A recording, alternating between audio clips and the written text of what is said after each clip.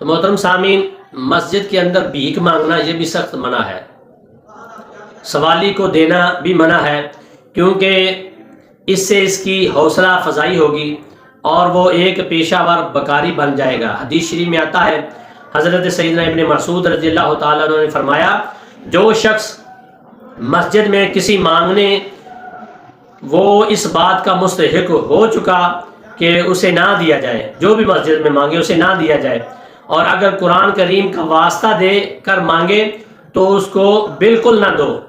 دوسری حدیث شریف میں آتا ہے کہ مسجد میں سوال کرنا اللہ تبارک و تعالیٰ کے نزدیک برا فعل ہے، کہ سائل اللہ تبارک و تعالیٰ کے گھر میں غیر سے مانگتا ہے، اللہ سے نہیں مانگتا، یہ اللہ کے نزدیک بہت برا فعل ہے، لہٰذا انہیں مسجد میں مانگنے سے منع کریں۔ البتہ اپنے علاوہ کسی ضرورت مند کے لیے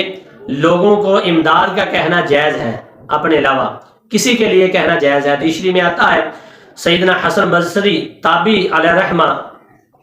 کے فرمان کے مطابق ایسے سائل کو دیں مگر مسجد سے باہر جا کر دیں، جسے دیکھ کر دل نرم ہو جائے، ایسے سائل کو دینا چاہیے، اور مسجد میں پھر بھی نہیں دینا چاہیے، مسجد کے باہر جا کر دینا چاہیے، لیکن ممکن حد تک یہ تسلی ضرور کر لیں کیا واقعی سائل مستحق ہے، کہیں پیشہ ور بیکاری یا نشئی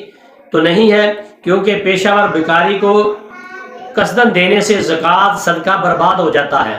اور بندہ گناہگار ہوتا ہے، کیونکہ اس کا یہ عمل اس کبھی پیشہ کو اپنانے میں حوصلہ افزائی دیتا ہے۔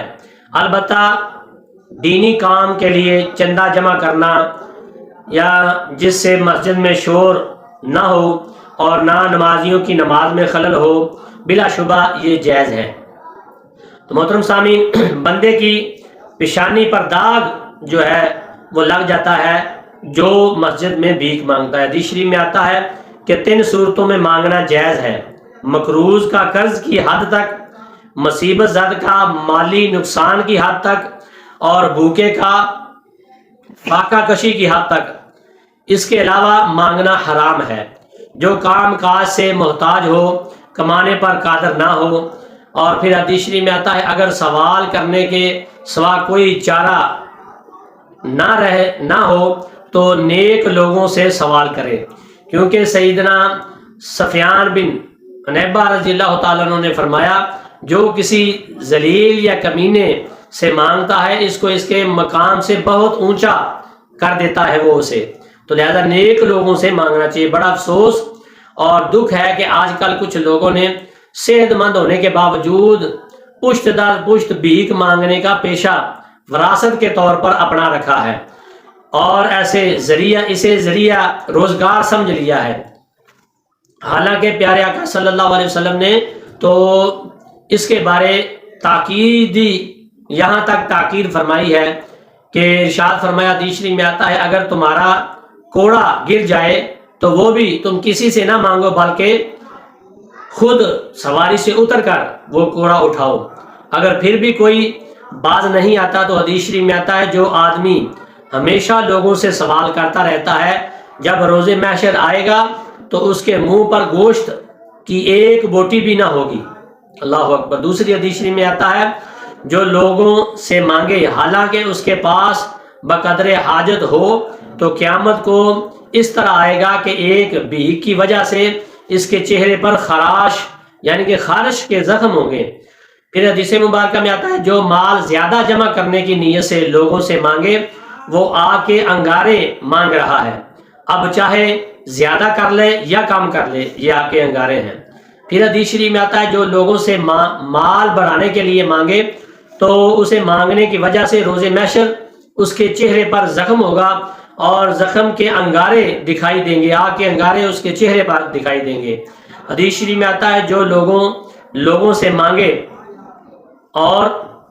مانگتا رہتا ہے اللہ تعالیٰ اس کے لیے فقر اور نجات کا راستہ جو ہے وہ کھول دیتا ہے، فقر کا راستہ، غربت کا راستہ جو ہے وہ کھول دیتا ہے۔ اب تو اس وبا میں نوجوان لڑکیاں بھی شامل ہو چکی ہیں جو ایک گروہ ہے، اور ایسے بچوں کو، نوجوان لڑکیاں کو شامل کرتا ہے اور اس سے بھیک منگوا کر اور اپنا جو ہے وہ فائدہ اٹھاتے ہیں۔ پیارے آقا صلی اللہ علیہ وسلم کی پیاری حدیث مبارکہ ہے، آپ نے فرمایا کہ اصرار کر کے، ضد کر کے، جیسے بچے ضد کرتے ہیں نا، انہیں سکھایا ہوتا ہے ان کے مالکوں نے، وہ ضد کر کے لے لیتے ہیں۔ فرمایا اصرار جو کرتا ہے، جو ضد کرتا ہے، اور فرمایا اسے نہ دو جو ضد کر کے مانگے۔ ایسے بدبختوں کو دنیا میں کوئی نیکی نہیں بلکہ ایک برائی جو ہے ان کے کھاتے میں لکھی جاتی ہے۔ لہذا ایسے لوگوں کو ضرور جو ہے وہ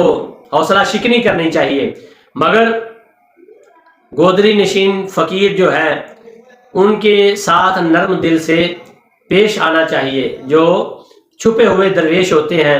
فقیر ہوتے ہیں،